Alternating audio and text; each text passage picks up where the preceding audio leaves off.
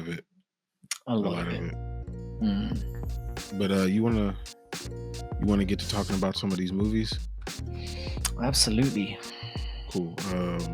So what we did was we kind of uncovered or thought about some hidden gems, like some movies that aren't like super crazy popular that we like. So yeah, if there's some movies that y'all like that are hidden gems, like don't give me like, that Forrest Gump was really a good movie. Don't give me that. Oh shit, we can't say Forrest Gump. Oh, so I've only got 4 now. I'm down to 4. You should have told me beforehand.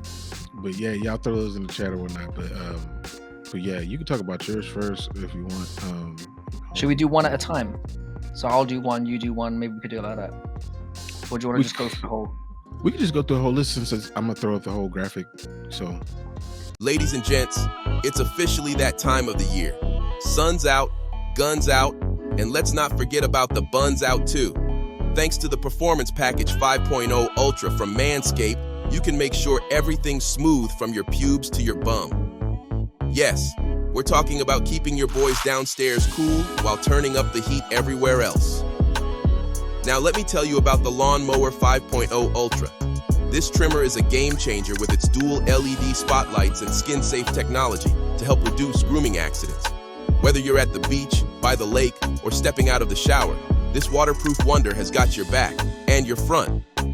Believe me, after a close encounter with my old trimmer last summer, I wouldn't go anywhere else.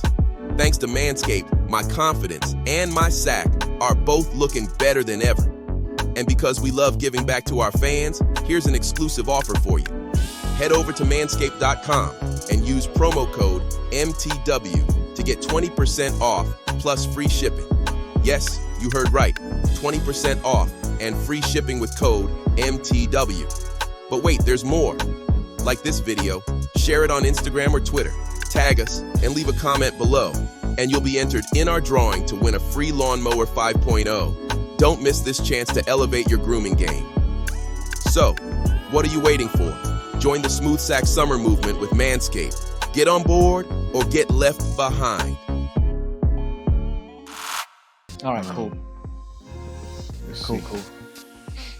So yeah, these are my 5. See, it was kind of a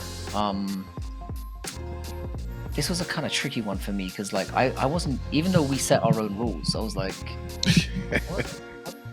You know them ones where it's like, I'm not really sure, like, are we gonna do ones that like are completely obscure that no one's heard of, or so I kind of tried to find like a middle ground. So I have like 1 or 2 on there, or 2 on there very, very clearly that are like people will know about them, but I still feel like they don't have the kind of mass appeal that they probably deserve to get. And of the 2 of those, I'd say probably The King is, I'd say a fair few people know about this movie, but it still kind of flew under the radar considering how good it was. It was a really good movie. Timothy Chalamet. Yeah. Is it Chalamet or Chalamet, I think. Chalamet, yeah. Really great cast in general. Like, I mean, what I loved about this movie in particular is it had like, I mean, the premise isn't really a new one. You know, you get like I think it's a prince who's kind of living amongst the people, who's kind of separated himself from, you know, every day. He doesn't want to be involved in anything to do with the monarchy or anything like that.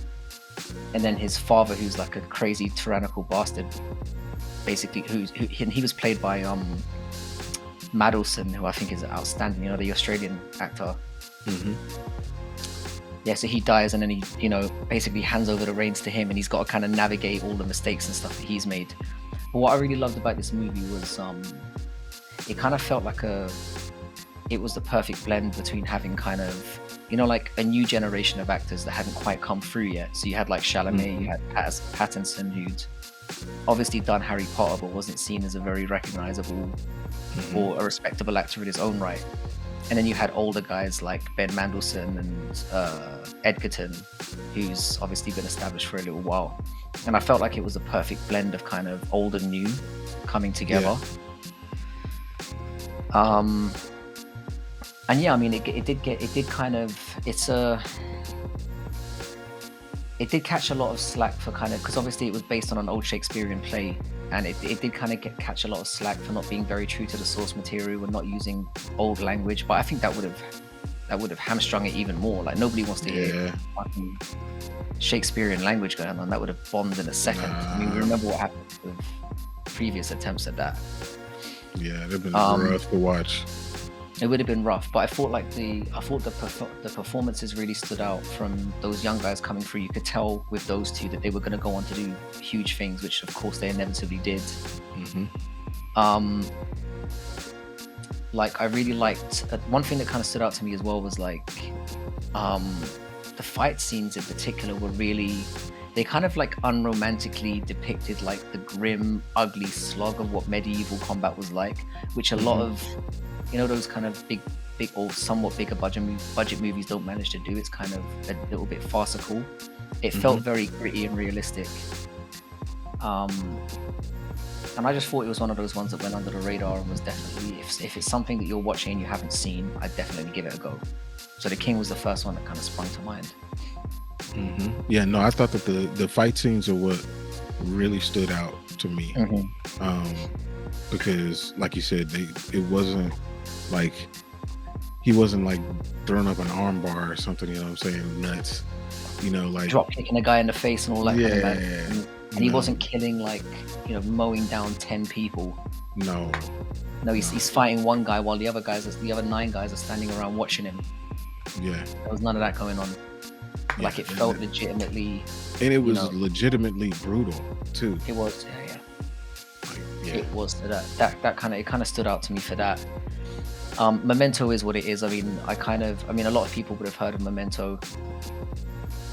The reason why it kind of stood out to me was, like, again, a little bit of an indie one, and it was one of Nolan's very first films where you kind of got a taste of what this guy was going to be about.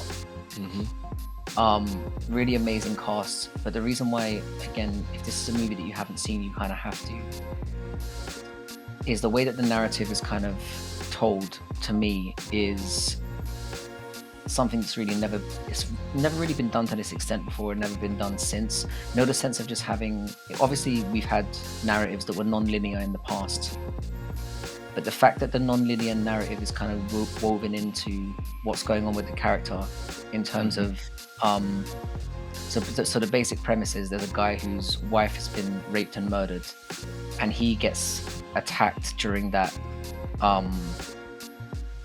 assault or whatever, and he basically develops like short-term memory loss, so he can remember everything up until when the murder took place, but he can't hold memories beyond 15 minutes, I think it is. So he can't create new memories, basically, and then after 15 minutes his mind resets.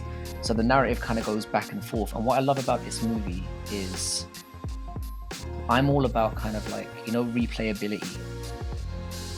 You know, being able to go back and watch something again and still get enjoyment from it. I feel like this movie takes it to the next level by kind of, you have to go back and watch it multiple times in order to fully piece together what's going on. Because I feel like every time I watch it, like, I notice something new. Like, the performances were brilliant, the narrative style was amazing, and again, it did put some people off because it was a bit complex. Like, the first time you're watching it, even though the premise is simple, the way that it's delivered is very complex in a very Nolan-esque kind of way. So it just kind of stood out for me, and that, like I said, I mean, I've probably watched it 7 or 8 times, and every time I watch it, I'm like, fucking, I didn't notice that, and it changes my perspective of what's going on. I think I've only seen it twice, and it's been a while since I've seen it, so I probably need to go back and watch it again. It's definitely worth it, and it's one of those ones where there's a version of it where you can watch it systematically, so you can watch it from beginning to end as it's supposed to unfold. It's equivalent to 50 First Dates. Yeah, I'd say they're on a par in terms of cinematic genius, for sure. 50 First Dates was fun as hell though.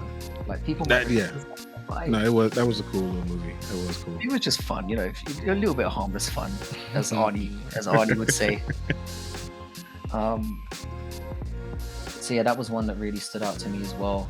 I'm not going to go into full detail about the other three because I don't want to be here all day. But I would definitely say check out Buffalo 66. Incredible.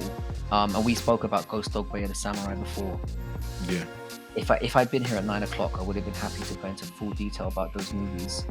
But the one I really want to talk about, because I know nobody would have ever heard of this one, is Nowhere Special. Now, Nowhere Special, I'm just going to pull this up here because I made it. I just want to make sure I stay on track. So it's one of those ones that's like, it's based on a true story, basically, where it's about a young father who has terminal cancer, and like his wife has fled back to Russia shortly after their son was born. Mm-hmm. So he finds out that he's dying, and his son is like 3 years old. So the premise of the movie is him basically trying to find his son a suitable new home. And obviously his son doesn't understand what's happening to him. That's wild. I've never seen this one. Bruv, this movie, I'm not gonna... So it's kind of, it's weird because obviously us being fathers, we can kind of automatically relate to, we can put ourselves in that position immediately. But the story, it's weird because the balance of it, it's like inherently a very heartbreaking story. But at the core of it, it kind of feels like it's more about love than it is about dying. Mm-hmm. Because it's weird because the balance of it doesn't shy away from the fact that it's a very bleak, obviously realistic situation that all of us are going to find ourselves in one way or another. Like sooner or later we all have to face that. Do you know what I mean? Yeah. But it manages to balance the relationship between the father and son felt genuinely authentic. Like I'm missing the comments here. Dude. Never seen. I didn't like my son when he was born, sorry. That was wow. Dude, he's insane. He's insane. Yeah, so all I'll say is that by the end of the movie I was crying like a bitch. Man, I felt like it was worth because it's a Northern Irish film. And it's definitely one that I know people wouldn't have heard of, especially in America. And yeah. Yeah, so I like that one. That sounds interesting. Yeah, 100% on Rotten Tomatoes. It's a banger of a movie, and it's one of those ones where you'd think it would be very bleak to watch, but it's quite hot.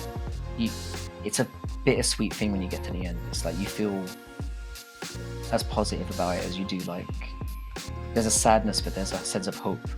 And it was just something that was very it stood out to me and really, really touched me as I definitely recommend it to anyone, even if you don't have kids. I mean, I think if you have kids, it slaps a bit harder for obvious reasons. But even without it, if you get to the end of this movie and you're not crying like I said, crying like a little bitch, there's something wrong with you.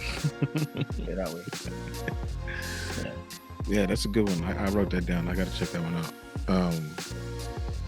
Okay, so let me, hey, exciting news. I'm thrilled to announce our partnership with BetStamp and Sign Up Expert, and it's opening an incredible opportunity for you to join some of our favorite sportsbooks to get the best odds on the internet. With the summer slate of UFC and Bellator and PFL events coming up, there's no better time to jump in than right now to get some of the best deals they got going.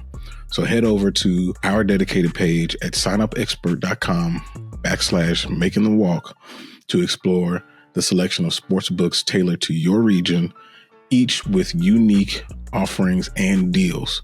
And I stress deals.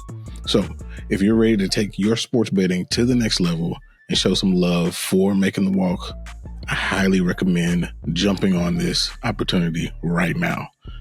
The link's down in the description. So anyway, back to what I was saying. My list was, I just kind of thought of like the first 5 movies that popped into my head that weren't like super mainstream. Like I think that people have heard of them, but like they're not crazy mainstream. So let's see. All right.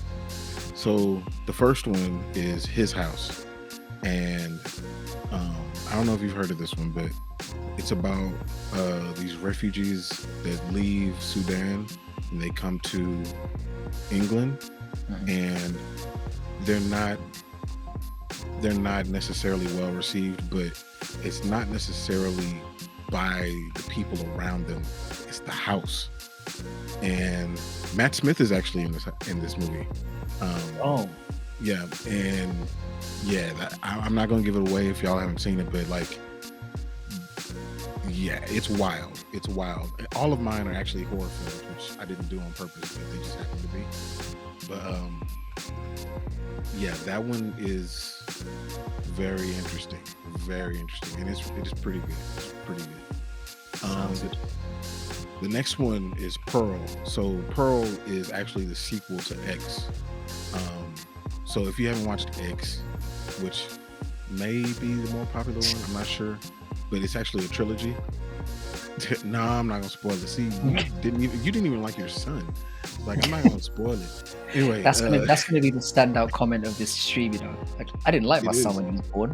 It's like, boom, yeah. Apocalypto. Oh yeah, that's my brother right there. Oh, hey, how you doing? is- Apocalypto is a great movie as well. It is. But Pearl is the sequel to X, and like, and actually they have another the trilogy. The last one of the trilogy is coming out, Maxine. But dude, like, Mia Goth is the one that stars in it, and she is so weird, but she's so You've been good. trying to get me on her for a while. Like, Dude, she's weird. I mean, I told you she's married to Shia LaBeouf. well, see, that summed it up. That's well. Once you said that, I was Yeah. like, she must be into some freaky shit because that guy is as odd as it gets. She's weird, and she brings it into the movie, and she's amazing. She's like the star character of it, the star actor in it. But Pearl is kind of the backstory that goes along with X, and Right. You can really actually watch these like just back to back. Like, they're super dope. I won't spoil that one. The next one, Hereditary, just creepy. It's just a creepy movie. There's You a said- theme I'm noticing here. Yeah, I like that. But it's. Have you seen Hereditary? I haven't seen any of these. Bruh, that movie's creepy. Like, that's one that, like, CJ, she won't even watch anymore. Yeah, but it's nuts. How good that movie is and how creepy it is. You know what? You know I'm a movies are bitch, more right? I creepy mean, when you know I'm a bitch. You understand this, right? There's no just I'm watch a it with the coward. lights on. You gotta watch it with the lights on. But like, no, it's the kids. It's the kids that make it creepy. See, that's that. Yeah, I don't know. I love movies that utilize the kids, but like not in a bad way. Just them doing normal stuff and make the normal stuff creepy. Crazy. Oh, there she goes. So yeah, now that she just said that, Martyrs and Hereditary. Martyrs is one that actually she introduced me to. Man, that movie is nuts. It's a little gory, a little bit, but there's a lot of suspense to it, and it actually isn't just about the gore or anything from a horror perspective. It's about the story and what happened to these two particular girls and how this situation kind of plays into their story. But Martyrs it's a French movie too, and you know they're crazy, so Yeah, they are. Martyrs is nuts. And the last one, Midsummer, Midsummer might be the most. I've heard of this one. That might be the more popular one on the list. Isn't the director the one who did like Us and a couple of other things? I think. I think he did. That's the same guy. But this one's got like Florence Pugh in it. My cousin is actually in this one. William Jackson Harper is in this one. But like, Oh, so it's a plug. I see, I gotcha. Very. he don't need me to plug him. But no, the movie is good. So this whole movie's channel, it's suddenly come out now. Nah, he doing his own thing. He good. He don't need me to plug any of his stuff. But that movie right there is another one that's creepy. And what's what really stands out about that being creepy is most of the time these horror movies use the dark and not seeing what's in the dark to creep Mm, people out. mm, This movie, almost the majority of it is in the sun, like mm. is full sunlight, and they still find a way to be creepy in it. But I yeah, feel like I that feel was like I've dope. learned more about you in the last 7 minutes than I have in the last 7 months. Creepiness. Yeah. It's funny. It's funny to me, but that's a really good movie. It's a really good one. But yeah, those are mine. So if you had to recommend, like, if I was only willing to see one of the five, which one would you push the most? Ooh, Martyrs. Mars. Yeah, I think so. Okay. Not to say that it's better than the other ones, but that's the one. At least me knowing you, like that's the one that I think will hit harder. Right. Gotcha. I'll report back tomorrow, or maybe in a week once I've recovered. Yeah. No, my brother put the Last Dragon earlier. Have you seen the Last Dragon, right? Wait, which one? Let me see if it's the one that I think it is. It's Oh, it's a while back, yeah. yeah. It's I haven't seen it. man. Oh man, that's a hood classic right there. You got to see the Last Dragon. Oh, I need to get beyond that. See, this looks more like my jam. Your brother's clearly a bit more I don't know, less wild than you are. But like that, like Bruce Leroy, Alex Caceres, like his nickname comes from that movie. Oh, I gotcha. Yeah. I gotcha. I feel like it's one of those ones that I recognize. Like, obviously, I've seen it around because it's clearly like a cult classic. Yeah. But Yeah, I haven't seen it. good friend of mine that I went to school with, her dad is the one that did the soundtrack. But like that one, it's looks for like sure. this might be the hood one that I classic. watch tonight. I might have to watch this one tonight. Yeah, This feels like one you that would should. be That's right up easy. my One. alley. Yeah. Yeah, you and your son can watch that one. Like he'll love it. Oh, my son's not a bitch. He could watch any of these. He skipped the bitch gene somehow. Oh, CJ, she said, Old Boy in the Raid. Have you seen Old Boy? Yeah, I've seen Old Boy. Man, that one. I prefer twisted. I assume you're talking about the Korean version and not the American version. I've seen both. I've seen both of them. I haven't seen the American version, but I heard it was. And the thing is, wasn't it? Who was the lead actor in that? It's that dude. Josh Brolin was yeah, it him? he's a great actor, but I heard the movie was trash. It wasn't as good as the other version. I mean, the Korean version just slaps in a way that, like, I mean, it's sick in a way that I can't even begin to get into. Like, Yeah, it's fucked up. I had no idea what I was in for. Like that. It's got to be the original. Like, the Korean original is. I mean, I'm not shitting on the American. I can't shit on the American version because I haven't seen it. But I'd imagine the Korean version was streets ahead. Korea's got some great bangers as well. Like, there was a time when I was really heavy into Korean cinema. Pretty much anything that comes out, if they say it's from Korea, I'm gonna give it a shot. Because it's always a bit different. They're like risk takers. Remakes are difficult to do, especially I find that when Americans do their own original shit, you're fine. But whenever you try to remake anything that's been successful in any other nation, you fuck it up. It's true. It's true. Sometimes vice versa, but more often than not, it's Americans remaking something that they saw somewhere else, and just they're leaving out, and it may be like translation wise, they're leaving out some important sentiments in the movie, and it just doesn't feel the same. And Old Boy is definitely like that. The Raid is amazing as well. Like the action sequences in the Raid are next level. There's just the claustrophobic nature of it. Yeah. Like, I had to watch that in parts for some reason. I don't know why. Even though it's full of action, I just couldn't. I don't know. It lost me. Maybe that's what it is, because you know what it is. It feels like it's constant. You feel like you're almost on like, that it's like if you try to adrenaline rush your way through something in an hour and a half or whatever, you're going to run out of steam. You're not going to be able to keep your focus. Yeah. It might be that, because it just feels relentless from beginning to end. The raid does. Yeah, that's true. I was kind of tired watching that one. Yeah. Kind of like was it Extraction? Have you seen Extraction and Extraction 2 with Chris Hemsworth? No. They have a lot of action in that one, and yeah, it can get tiring. Just I'll be honest here. The thing is here with like, you'll notice from some of our picks, I didn't pick anything. I think I picked one movie that was post 2010. I think I'm with Western. Yeah, I don't really watch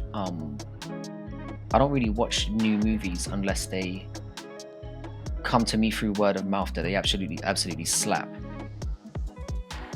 Because I've reached an age where I'm like, everything was good back in the old day. Like, I'm that guy now. You know what they say about men who, like, they reach a certain age and then they're like, they stop watching new shit unless it's really spectacular. I'm like that. Yeah. See, no, I'm not like that. Like, I'll watch anything. Well, almost anything. Like, I'm not watching any Peyton Talbot stuff, but I'll watch anything. To remind me of that. Yeah, no, TV shows, and the thing is that with TV shows, I do watch a lot more TV shows than I do anything else, because it's stuff that I can have on in the background. Whereas with a movie, I feel like I've got to give it my complete attention. Yeah. For some reason, I don't know why I've. There's certain ones that you can skim that way, and certain ones that you have to be devoted to it. Like when I was watching Dune 2, like I felt like if I turned away, like I missed something. You're gonna miss something because the dialogue and everything is so low, and at times things are so earth tone or whatever, the same color. Yeah. So you're like, did I miss something? Did I miss a conversation or whatever? So yeah, no, I understand what you're saying. But yeah, man. I've not seen this one. Suspira. I do like Tilda Swinton a lot. She's really good. But yeah, she is. I've never heard of that. Suspira. We've got to add that on the list. But this is part of it as well. We need some suggestions as well. Because the plan is here, we're just gonna make like I spoke to you about this today. I kind of just threw it in there. We're just gonna have an ongoing list of things that we can add to, and then it will just become a long-running series of hidden gems that we build up over a long period of time. Because I literally could have made I could have suggested maybe 100 movies. It was the challenge of this was getting it down to 5. It's about witches and the devil and tits. See that again? I don't know if that was. He's saying it's. I think he's saying it's. I got excited there. I was like tits, right? Right. Let's put Leroy on the background and let's get tits. Let's prioritize. Actually, I think I have seen this one. When I saw the cover art, I was like, okay, yeah, I have seen this. It's been a while though. I didn't realize it was a remake. But yeah, I've seen this. Yeah, and she's a great actress as well. She is. I don't usually compliment women, as you know, so that must mean something. It's true. All right.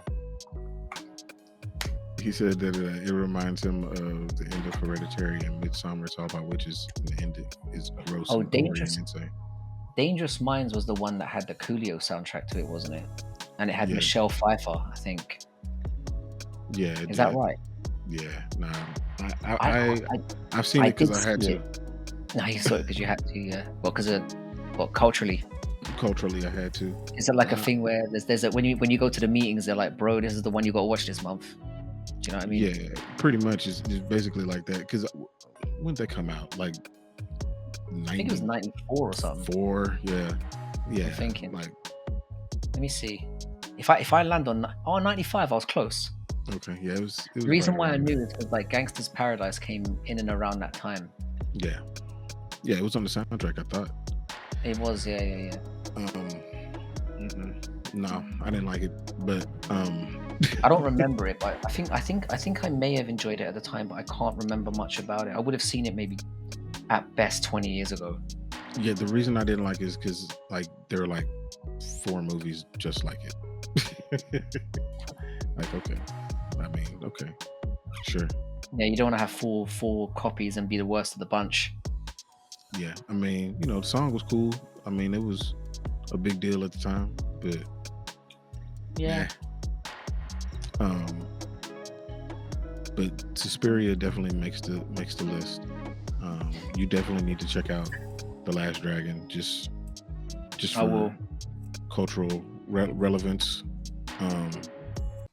I most certainly will. Fuck this shit, I'm out. Fuck this shit, I'm out. No thanks. Don't mind me. I'ma just grab my stuff and leave. Excuse me, please.